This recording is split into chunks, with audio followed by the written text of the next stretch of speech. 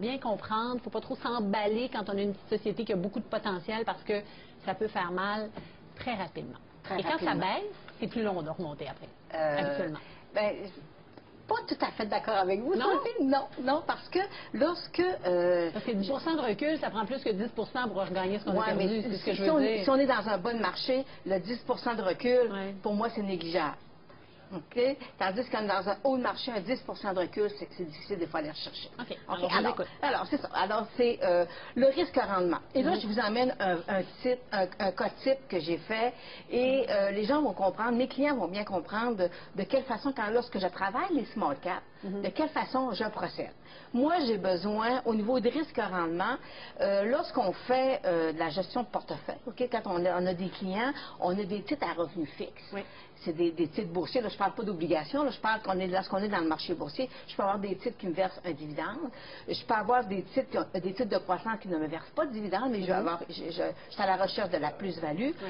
Et après ça, on tombe dans les titres spéculatifs. Spéculatifs, on a le secteur mini-métaux. On a le secteur biomédical, qui souvent c'est des petits titres. Et aussi, nous avons dans chaque secteur, on peut aller en technologie, on peut aller dans financière, il y a toujours des petits titres, ce qu'on appelle qui traînent la patte du marché, mais qui sont là et qui ont exactement ces graphiques-là. Alors, c'est des titres spéculatifs. De quelle façon, moi, je travaille ces titres-là? Première chose, j'ai besoin d'avoir un titre qui est battu à mort. OK? Alors, ça veut dire que le titre est peut-être parti de 10 $, il a descendu des fois à 20 sous, et là, il s'est en accumulation pendant des mois, parfois même des années. L'accumulation est importante, là. L'accumulation... Si on y va trop vite, ça peut être plus que battu à mort, ça peut être enterré. Effectivement, oui. Alors, mais lorsque le titre est vraiment battu à mort, à ce moment-là, il y a une belle accumulation qui se fait. Et là, on voit que tranquillement, le volume commence à apparaître sur le titre. La moyenne mobile 200 jours commence à s'aplatir. Moi, dans mon jargon, moi, je dis que c'est le plus beau graphique au monde. D'accord. OK? Alors, par contre, lorsqu'on voit ces titres-là, c'est sûr que c'est pas du BCA.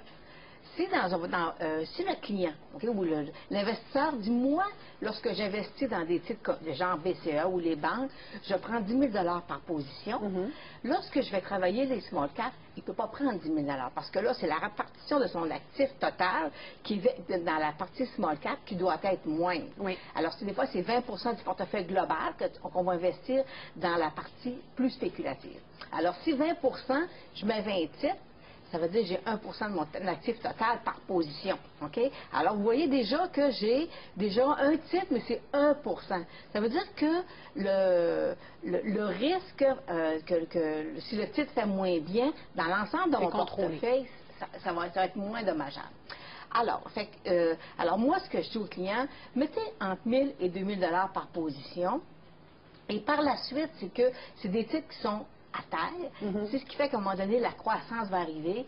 Et là, on voit, si on allait voir, Sophie, l'autre, on voit que le volume a été en augmentation sur le titre. Ce titre-là, je l'ai acheté une fois 70 sous.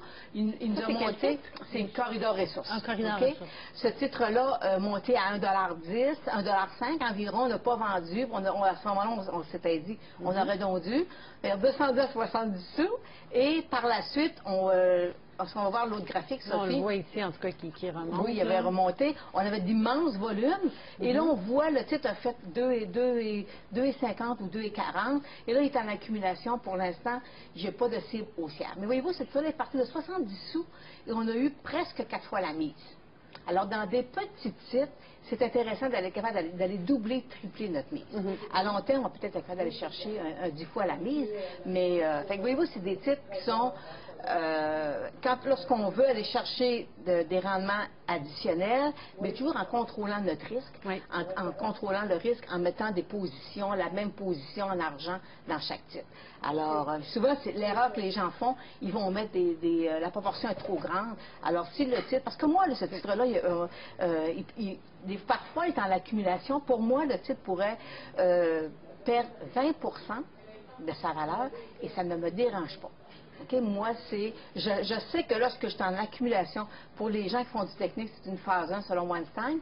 Lorsqu'il est en accumulation, le titre pourrait même se replier de 50 et Mais par contre, le titre peut exploser en 3 jours, il peut repartir à la hausse et on n'a pas le temps de rentrer dans le titre. OK? Oui. Alors, quand on a fait nos devoirs et qu'on sait que le titre, on voit des grosses chandelles que moi, je les enlève pas. Vous voyez, dans le volume, j'ai des immenses chandelles. Ça, c'est l'institutionnel qui est rentré. À un moment donné, j'ai eu un 3 millions, j'ai eu un 7 millions. Ça, c'est juste avant que la nouvelle sorte sur le marché pour... Dans le temps, bon, l'accumulation, là, c'est combien de temps à peu près? Sophie, ça peut être 6 mois, ça peut être 6 ans. OK. On ne le sait pas. OK? Mais c'est le volume qui va me dicter. C'est qui va me dicter si... Et quand vous prenez une position, là, vous dites que ça ne me dérange pas que ça diminue de 20 parce que dans le fond, en proportion, c'est pas une proportion trop importante dans l'ensemble de votre portefeuille, c'est important. Mais là, avez-vous une perspective de temps pour décider si est-ce qu'effectivement il va rebondir ou est-ce que après un certain temps je décide de vendre? Est-ce que non, pas nécessairement non plus? Non, si j'ai du volume en accumulation, ça veut dire que je ne suis pas seule à être rentré dans le titre. Okay? Et lorsque je vois, comme votre client, hier, le monsieur d'hier, qui disait qu'il aimait l'institutionnel, et puis... Oui, Denis Hamel qui est venu nous présenter sa technique, c'est important parce qu'il regardait vraiment le momentum du titre, mais il regardait l'importance des joueurs institutionnels dans les titres dans lesquels il investit, parce que ça veut dire qu'il y a du volume. Ça veut dire que le titre va être plus soutenable, va être plus transigé. Et qu'on a confiance. C'est ça. Puis des fois, on voit le titre, puis ça, c'est très, très, très important. On voit le titre est en accumulation. On a un 500 000 de volume aujourd'hui, et le titre n'a pas bougé d'une scène. OK? Il est resté stable. Alors, c'est déconstruit. Okay? Alors, c'est l'institutionnel qui est en train de ramasser. Il y a quelqu'un qui dit, moi, je vais avoir ce titre-là. Alors, pour moi, c'est un point excessivement important. Alors j'ai... Oups. OK. Ce qui m'amène, Sophie, à vous montrer un peu présentement qu'est-ce que je regarde sur le marché. Parce que si on voit en 2011, ça c'est le Global Gold Explorer, c'est le GLDX, c'est un indice qui comprend autant des actions canadiennes qu'américaines, mais je vous dirais que 75% de la composition de l'indice, c'est canadien. On voit qu'en juin 2011, il a cassé son support et pendant 3 ans, le secteur a corrigé. Là, on est dans les mini-métaux, dans le secteur mini-métaux. Moi, ça fait presque 1 an que je le regarde parce que voyez-vous là, regardez, le volume a commencé à apparaître. On voit, là, clairement. Là. OK, on voit qu'il y a des pics de volume. Et ça, moi, là, pour moi, c'est excessivement important. Je salive. Quand je vois le volume arriver, je me dis, ah, OK, parfait, on est en une belle accumulation. Et là, ce qu'on fait, c'est que moi, ce que je veux, c'est qu'il perce sa résistance pour être capable, après ça, aller chercher un 30% sur l'indice. Cependant, on a des titres qui composent. Mais pour que l'indice parte à la hausse, il faut que ce soit poussé. C'est les titres en premier qui vont partir. Oui, OK? Alors, on va les faire. Je vous ai fait il reste une minute pour... Une minute. Alors, j'ai quelques... On va juste aller voir le symbole, c'est ATC. ATC, oui. ATC. C'est autant sur Vancouver que sur CDN, excusez, que sur Toronto. Alors, c'est un titre, vous voyez, moyenne mobile 200 jours plate. On voit qu'il y a des pics de volume intéressants. On va les faire AKG. Qui est Atenco Gold, même chose. Même chose. Voyez-vous, le moyenne mobile plate. Regardez les beaux pics de volume qui sont sur le titre. Ça veut dire que c'est des beaux volumes, ça, là.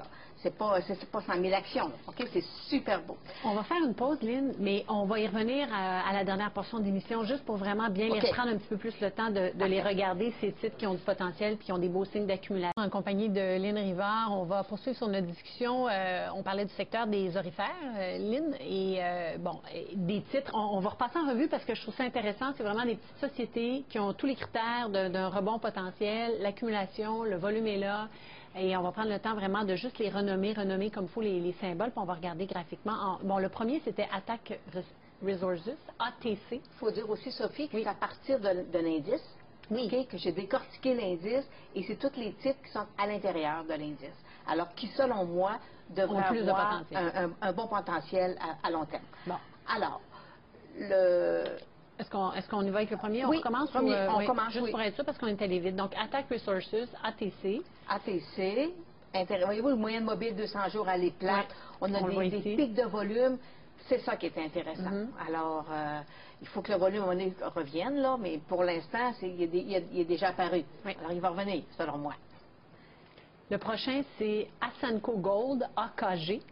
Alors, lui, voyez-vous, moyenne mobile, oui, lui, on voit le volume de beaux volumes. Alors, lui, là, il va peut-être partir avant l'autre. OK? Alors, parce qu'on a déjà quand même, c'est un graphique, techniquement, c'est super intéressant. AKG. XRC, qui est Exeter Resources. Oui, on a une belle résistance. C'est un titre que j'appelle en BO breakout. Là, il pourrait être. Alors, on a aussi des volumes, là, des pics qui apparaissent là, durant cette phase d'accumulation-là. Alors, c'est un titre à surveiller. International Tower Hill Mines, ITH. Alors, lui, là, c'est le marché canadien, mais il se transige aussi sur le marché US avec le symbole, c'est THM. Alors, voyez-vous, belle moyenne mobile 200 jours. Et présentement, je dis qu'il valse autour. Là, alors, c'est un titre qui a un potentiel, selon moi. Oui, on va juste prendre le temps, je pense qu'on va pouvoir juste le regarder. ITH, International Tower Hill Mines, bon, vous le voyez ici, là. Et vous voyez ici, ça, c'est le volume et la stabilité, le corridor du titre, l'accumulation. Gold Canyon, GCU. Alors, lui aussi, voyez-vous, on a de beaux volumes, alors, moi, c'est ce que je recherche. Belle accumulation, moyenne mobile. Les titres sont à proximité de la moyenne mobile 200 jours. C'est des titres battus par le marché. Alors, c'est un titre avec des potentiels intéressants. New Strike Capital, qui est NES. NES, voyez-vous, lui a moins de volume un peu. Mais, par contre, si mon indice m'appartient, ça veut dire que lui aussi va suivre. Okay? Alors, les gens vont commencer à s'intéresser sur le titre. Alors, c'était ça, le petit survol. Alors voilà, là-dessus, on va joindre tout de suite Lynn Rivard, qui est avec nous. Bonjour, Lynn. Bonjour, Sophie. On a pris quelques instants pour parler de CGI. C'est important quand nos sociétés publient comme ça, mais là, on va prendre le temps vraiment de discuter de toutes sortes de titres et on va, je pars tout de suite votre présentation. Voilà. Et on va tout de suite commencer avec Twitter, justement. C'est ça, c'est que... J'en ai glissé un mot. Oui, effectivement.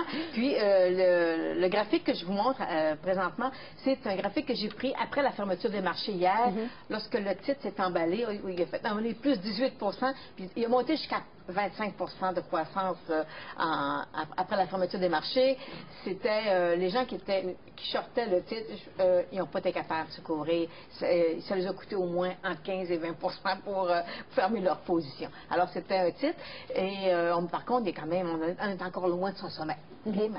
Mais c'est ça, c'est un titre qui démontre bien la force du marché. Twitter qui a surpris tout le monde avec ses résultats financiers aujourd'hui, puis effectivement, c'est un bond assez exceptionnel. UPS qui a publié cette semaine, ça a déçu, par exemple. Le titre a reculé tout de suite après la publication des résultats. Effectivement, j'ai déjà présenté ici et j'ai un objectif à 86 $.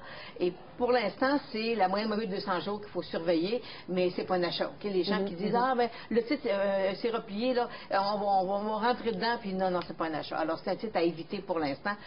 Pour les gens qui font des options, ça peut être intéressant, mais à part ça, pour l'investisseur moyen, lui, à ce moment-là, ne touche pas au titre de UPS. Bombardier. On attend les résultats demain. Oui, OK. Ils sont mieux d'être bons. Bien hâte de voir ça. J'espère qu'ils sont bons. On ne sait plus sur quel pied danser avec les nouvelles de Bombardier depuis 2 semaines. On est toujours sur une tendance baissière, moyenne mobile à des baissières. Le 3,50 $, petit support qui est en rouge, important. Sinon, s'il perd ça, c'est le 2,80 $, en bas de 3 $. Qu'on pourrait aller toucher. Alors, pour l'instant, c'est pas un achat. On va dire même les gens, c'est un titre que les Québécois adorent. Okay? C'est sûr, un des titres toujours les plus actifs sur les marchés. Effectivement. Mais là, malheureusement, il est plus actif à la baisse qu'à la hausse. Et ce qui est dommage, en fait, c'est que souvent, quand une entreprise annonce une réorganisation, comme Bombardier l'a fait, de scinder en 3 des activités, l'objectif derrière ça, c'est toujours d'ajouter plus de valeur pour les investisseurs parce qu'on pense que ça va être plus facile à gérer, que ça va être plus efficace. Donc, normalement, le titre progresse après des nouvelles comme ça. C'est pas ce qui est arrivé quand on a annoncé cette nouvelle-là. Donc, ça a soulevé des doutes sur la capacité de Bombardier, justement, à générer des marges de profit plus intéressantes. Alors, pour l'instant, c'est pas un achat, même si le stock est quand même intéressant, en bas de 3,50 $. On ne touche pas à je rappelle que Michel Nadeau, hier, nous disait qu'il était confiant sur le long terme, sur la capacité de Bombardier, justement, avec ce nouveau modèle d'affaires-là, de réussir à améliorer les marges. Et dans le secteur commercial, on a hâte que la C-Series décolle pour de vrai, mais disons que le défi est grand. C'est avoir confiance, mais est-ce qu'il n'achètera pas 5 ans? On va avoir un nouveau dirigeant. Oui, c'est ça. C'est un autre affaire. On va avoir un nouveau dirigeant pour la division des avions commerciaux aussi, parce que M. Haché a quitté. Donc, c'est beaucoup de choses à suivre. On en saura plus demain. SNC qui va super bien. Oui. Objectif 55 a été touché. Moi, le titre pourrait monter jusqu'à 60-61 $. Alors, mais pour les gens qui sont à l'intérieur, ils conservent, mais c'est pas, on est à 10 là, de l'objectif. Alors, c'est pas la plus-value est intéressante, ce qui a été fait, mais il faut faire attention. Là, je ne voudrais pas que quelqu'un embarque pour chercher 7-8 C'est trop, sinon ça devient trop risqué. Très bien. Et ça, c'est... non. Apple? Excuse, non, excuse. C'est Trop vite, là? Ouais, là, continue. Ça, c'est la prochaine. Oui, là, continue encore. OK. Collabore. Il y en a une, il y a un petit graphique qui s'est glissé. C'est inséré. Oui, c'est que c'est inséré. Alors, collabore, un titre, moi, je suis haussière à long terme. Sauf que mon point d'entrée, j'attends que ma moyenne mobile 200 jours soit percée à la hausse. Et à ce moment-là, ça pourrait devenir un titre qui pourrait devenir intéressant. On a un double bas sur le titre. Alors, mais pour l'instant, notre point d'entrée n'est pas encore officiel. Mais on voit bien qu'il y a une belle accumulation qui se fait latéralement. Alors, c'est un titre à surveiller. Et c'est avec, j'ai oublié son nom. Oui, j'ai oublié son nom, qui est aussi sur le titre. Qui dit qu'il faut aller jouer dehors quand il pleut. Là, vous m'en posez toute une... J'ai oublié son nom, excusez. Il va falloir revenir. François le saurait, là, mais... Oui, c'est ça. OK. Alors, c'est un titre à surveiller. Mettez ça sur une liste, là. Lorsqu'on est, on va voir, il y a du volume qui commence à apparaître tranquillement. Oui. Alors, c'est un titre intéressant. Pour Collabore. Il nous reste 20 secondes. Donc, après la pause, on va regarder comment évaluer le risque en fonction d'un gain potentiel. Ça, vous m'en aviez parlé la semaine dernière. Donc, on va poursuivre tout de suite dans un instant en compagnie de Lynne Rivard.